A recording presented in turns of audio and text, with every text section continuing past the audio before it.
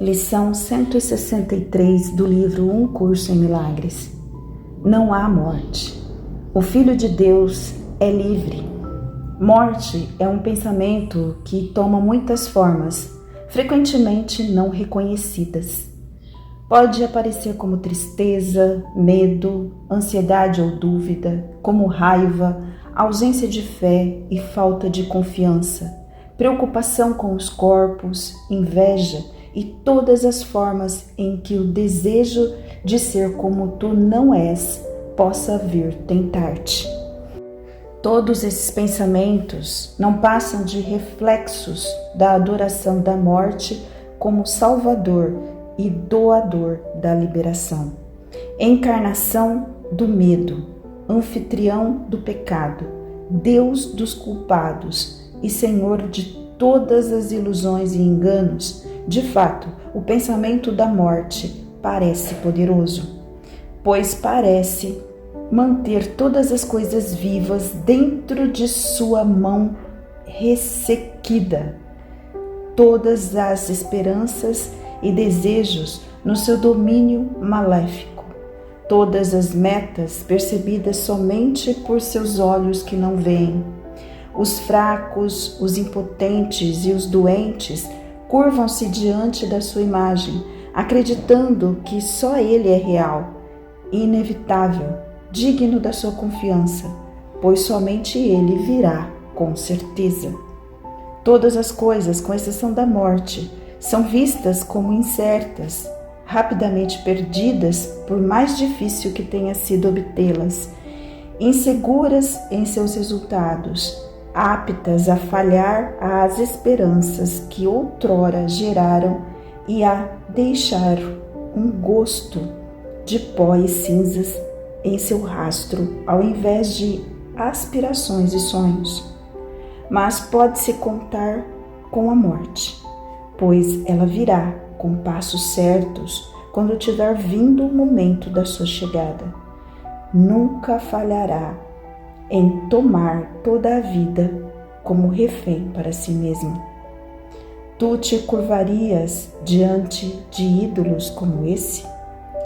Aqui a força e o poder do próprio Deus são percebidos em um ídolo feito de pó. Aqui o oposto de Deus é proclamado Senhor de toda a criação, mais forte do que a vontade de Deus pela vida, do que o amor infindável e a perfeita e imutável constância do céu. Aqui a vontade do Pai e do Filho é enfim derrotada e enterrada sob a lápide que a morte erigiu sobre o corpo do Filho Santo de Deus. Sem santidade na derrota, ele veio a ser o que a morte quis que ele fosse. O seu epitáfio, escrito pela própria morte, não lhe dá nome, pois passou ao pó. Diz apenas isto: aqui jaz um testemunho de que Deus está morto. E ela escreve isso muitas e muitas vezes durante todo o tempo. Os seus adoradores concordam e, ajoelhando-se com as cabeças voltadas para o chão, sussurram medrosamente que é assim. É impossível adorar a morte sob qualquer forma e ainda escolher algumas que não apreciarias e ainda queres evitar, embora acredites nas demais. Pois a morte é total. Ou todas as coisas morrem, ou elas vivem e não podem morrer. Nenhuma transigência é possível, pois aqui, mais uma vez, vemos uma posição óbvia que temos que aceitar se quisermos ser sãos. O que contradiz inteiramente um pensamento não pode ser verdadeiro a menos que se prove que o seu oposto é falso.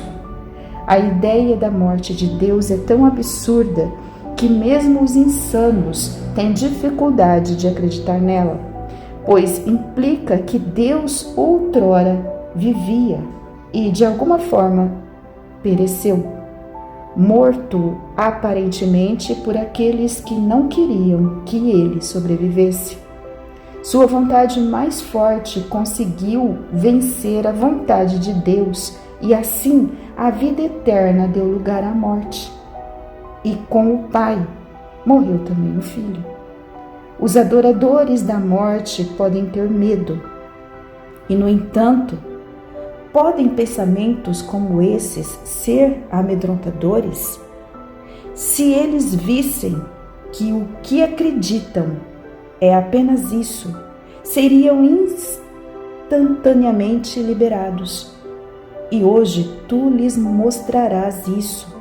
Não há morte e renunciamos a ela sob todas as suas formas agora para a sua salvação e a nossa também.